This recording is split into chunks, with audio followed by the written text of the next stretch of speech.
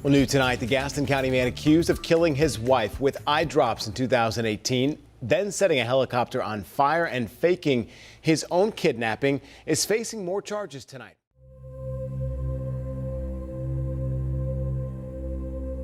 For 32-year-old Stacy Hunsucker, home was Mount Holly, North Carolina, where she had married her high school sweetheart Joshua, and together they were raising their daughters Piper and Willow.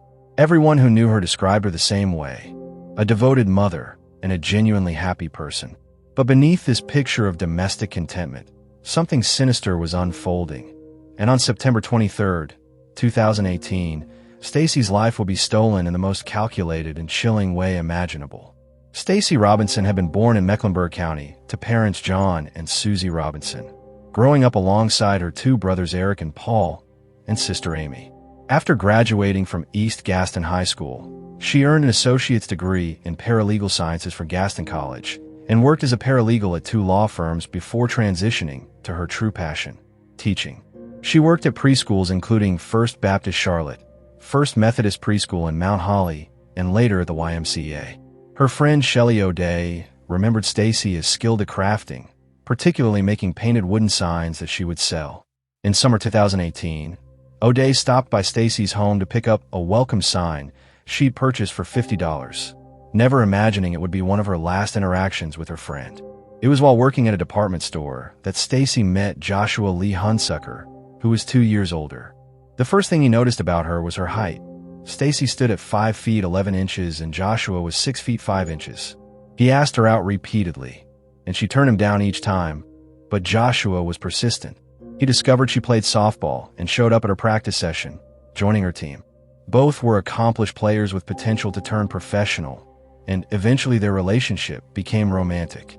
They married in 2010 in Myrtle Beach, South Carolina, having been together since high school, and everyone thought they were the perfect couple.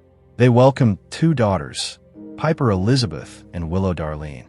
Joshua had become a flight paramedic with Atrium Health's Medicine Air, a position he'd held since 2013.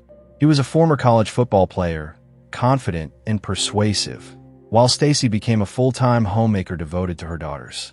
On nights out, the couple attended concerts and cookouts with friends, and O'Day said they seemed like just a cute couple who never argued. However, struggles were brewing beneath the surface. In February 2013, following the birth of their first daughter Piper, Stacy began experiencing unexplained medical problems. The symptoms were vague but deeply troubling, with her health declining without any clear explanation, leaving doctors baffled.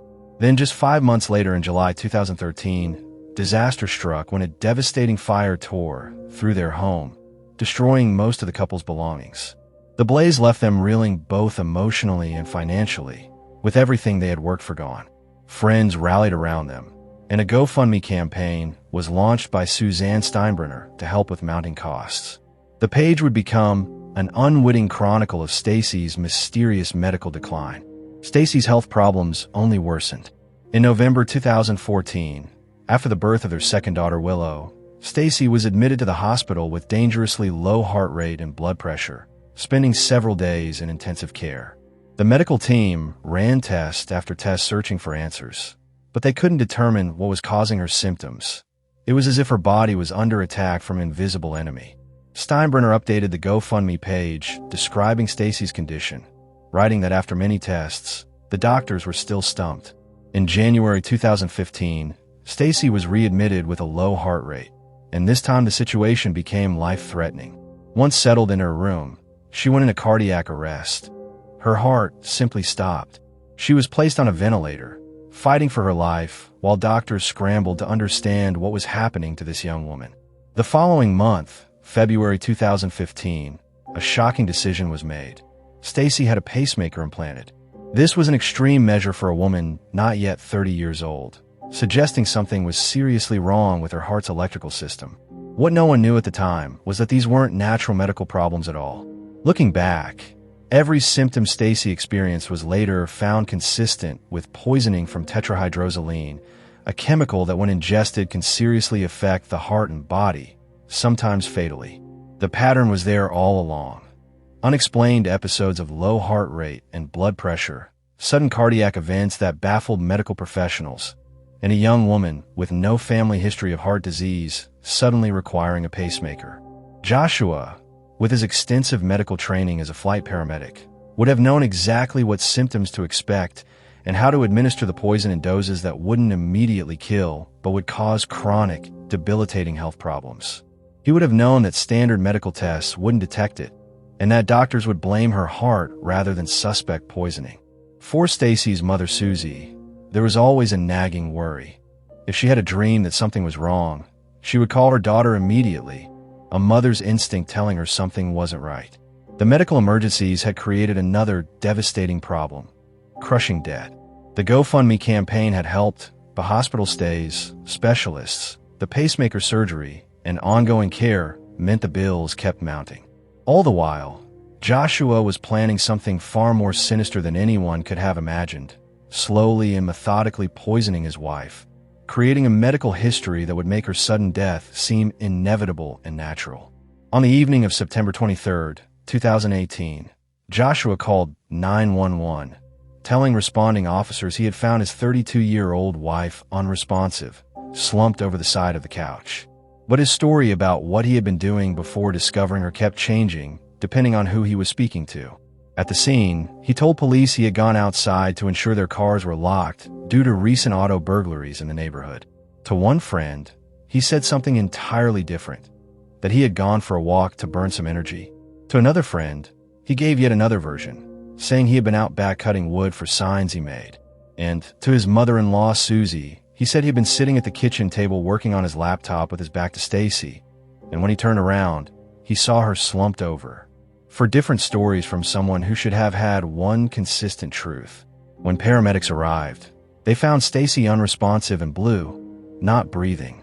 They rushed her to the hospital, but despite their efforts, it was too late. Stacy Robinson Hunsucker was pronounced dead.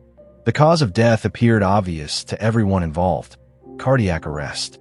She had well-documented heart problems, a pacemaker, and a history of mysterious cardiac events. Local police treated it as a natural death, a tragic but not suspicious passing of a young woman whose heart had given out. But Joshua's behavior in the hours and days that followed revealed something deeply wrong. He refused to allow a coroner to perform an autopsy, which was highly unusual, even though Stacy had registered to be an organ donor.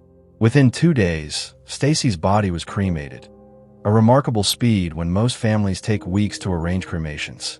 It was as if he couldn't wait to destroy the evidence of what he'd done. Within those same 2 days, Joshua filed claims for her life insurance policies. One for $200,000 with a double indemnity clause, potentially paying $100,000, and another for $50,000, totaling $250,000. He was the sole beneficiary on both. Stacy's funeral was arranged and paid for by her parents, not by her husband, and Joshua seemed detached from the whole process, as if he were merely an observer rather than a grieving widower. After Stacy's death, Joshua hired a babysitter named Kaylin McDonald to look after Piper and Willow. What she witnessed in the months that followed was deeply disturbing, and she would later tell CBS 48 Hours correspondent Peter Van Sant exactly what she observed. She said she never saw Joshua sad. Not once, not ever. He didn't cry, didn't appear depressed, and didn't seem to miss his wife at all. Instead, he was happy, very happy with his new girlfriend, a colleague named Jennifer Elkins who everyone called Jen. They were all over each other constantly, and Kaylin said it was always about Jen. They talked constantly about their future together, about moving into a new house together. Not the house Joshua had shared with Stacy, but buying a brand new one. Joshua rarely spoke about his deceased wife, never said he missed Stacy or missed the girl's mother, never shared memories of her with his daughters. It was as if Stacy had never existed, as if she'd been erased from their lives completely. Kaylin couldn't understand it. When her own father had died, she had talked about him constantly. The new girlfriend was visible in Joshua's life and in the lives of his 2 young daughters within 6 months of Stacy's death, moving into the home he had shared with his wife as if she was simply Stacy's replacement. Joshua's colleagues at Atrium Health's Medicine Air noticed the same disturbing pattern. They told investigators that Joshua seemed completely unaffected by his wife's death and expressed deep concern about how quickly he had moved on with his girlfriend. They described him as appearing unfazed, as if Stacy's death had been an inconvenience rather than a tragedy. Then there was the money. After collecting the $250,000 from Stacy's life insurance policies, Joshua went on a spending spree that raised eyebrows throughout the community. He bought a boat worth between $80,000 and $100,000, with a judge later expressing concern about the purchase and warning Joshua through his attorney not to try hiding it or he would go straight back to jail. He embarked on multiple expensive vacations with his new girlfriend, trips the couple couldn't have afforded when Stacy was alive and they were struggling with medical debt. Now flush with insurance money, they were living it up, traveling, and spending freely. He paid off the mortgage on the family's 1,516 square foot Mount Holly home valued at $215,380. The wrongful death lawsuit later filed by Stacy's parents would detail these expenditures, painting a picture of a man thrilled to be free, thrilled to have money, and thrilled to start a new life with his mistress. For Stacy's mother Susie, these were massive red flags. She learned that Joshua had been seeing this woman even before her daughter's death. The affair had been ongoing while Stacy was still alive, while she was fighting for her life in intensive care units. And she knew about the life insurance claims filed mere days after Stacy died, before the funeral had even taken place. The pieces were starting to come together in Susie's mind. The rapid insurance claims, the refusal of an autopsy, the immediate cremation, the girlfriend who had been there all along, her daughter's years of mysterious health problems that no doctor could explain, the boat, the vacations, the complete absence of grief. Something was very, very wrong. In May 2019, 9 months after her daughter's death, Susie Robinson made a decision that would change everything. She contacted the North Carolina Department of Insurance and filed fraud allegations against her son-in-law. She suspected he had killed Stacy for the insurance money to be free to pursue his relationship with his mistress without the inconvenience of a divorce. She had no idea this simple act, this mother's intuition, would trigger a full-blown murder investigation that would reveal the horrifying truth about what happened to her daughter. Insurance Commissioner Mike Causey said that when the referral came through from Susie Robinson, it was sent straight to their Criminal Investigations Division. Initial reports from the local police department had listed Stacy's death as natural, a heart attack. Nothing suspicious, case closed. But the insurance investigators weren't satisfied and dug deeper. The team assembled was formidable, including investigators from the North Carolina Department of Insurance Criminal Investigations Division, Gaston County Police, and the Department of Homeland Security. Special Agent Lisa Morgan was assigned to the case, and as she began her investigation, she discovered something absolutely crucial. Because Stacy had been an organ donor, the LifeShare Donor Center had preserved a vial of her blood before she was cremated. This was routine procedure for organ donors to facilitate the donation process and ensure compatibility, but it would prove to be the difference between justice and a perfect crime. The single piece of evidence that Joshua hadn't counted on, hadn't planned for, and couldn't destroy. The blood sample was sent to a laboratory for comprehensive toxicology testing. Standard tests came back negative for common poisons and drugs. Nothing unusual, nothing suspicious. But investigators didn't stop there, requesting more specialized tests and broader screening for substances that wouldn't normally be included in a routine toxicology panel. The results were absolutely shocking.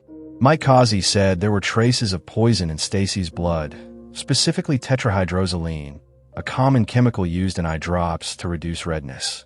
But this wasn't a therapeutic level. The concentration was 30 to 40 times higher than therapeutic amounts. These weren't levels that could be explained by someone using eye drops as directed or accidentally ingesting a small amount. These were levels that could only come from deliberate, repeated, systematic poisoning. Forensic toxicologist Demi Garvin reviewed the results with growing alarm, saying that the presence of tetrahydrozoline in that concentration absolutely warranted further investigation. She described it as a modern-day Mickey Finn where a substance is introduced into a beverage without the consent of the individual. This was poisoning. This was murder. Tetrahydrozoline is a decongestant found in over-the-counter eye drops like Visine and nasal sprays. When used as directed, applied externally to the eyes or nose, it's relatively safe.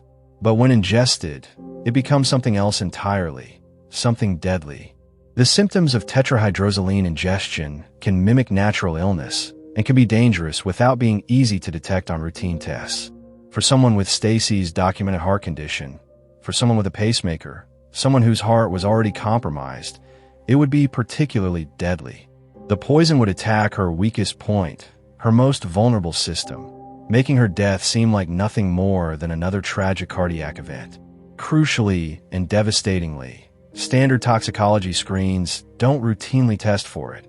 It's not part of the normal panel of substances that pathologists look for in suspected poisonings.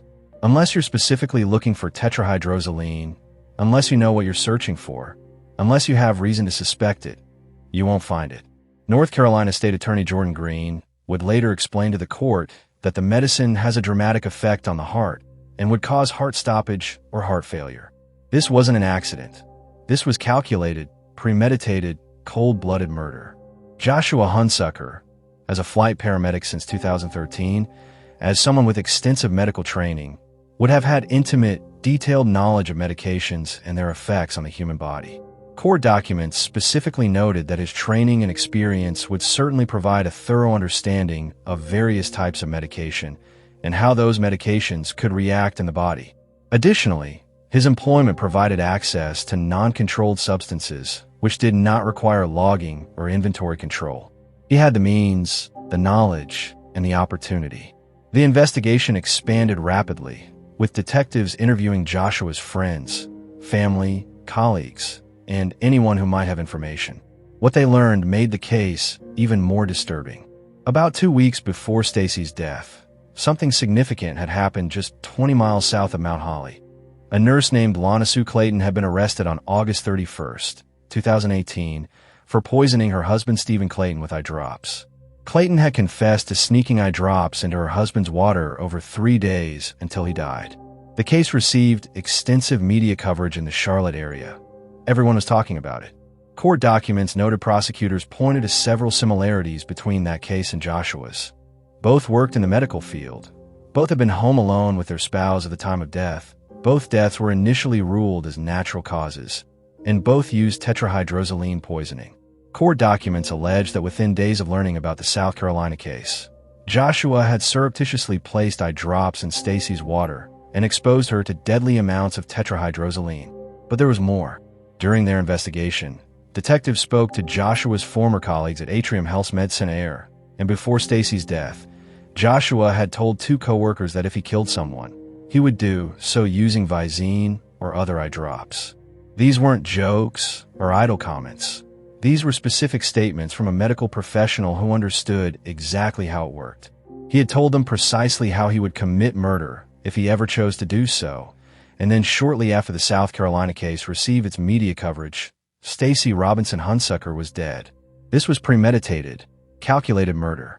On December 19, 2019, Joshua Lee Hunsucker was arrested at his Mount Holly home and charged with first-degree murder.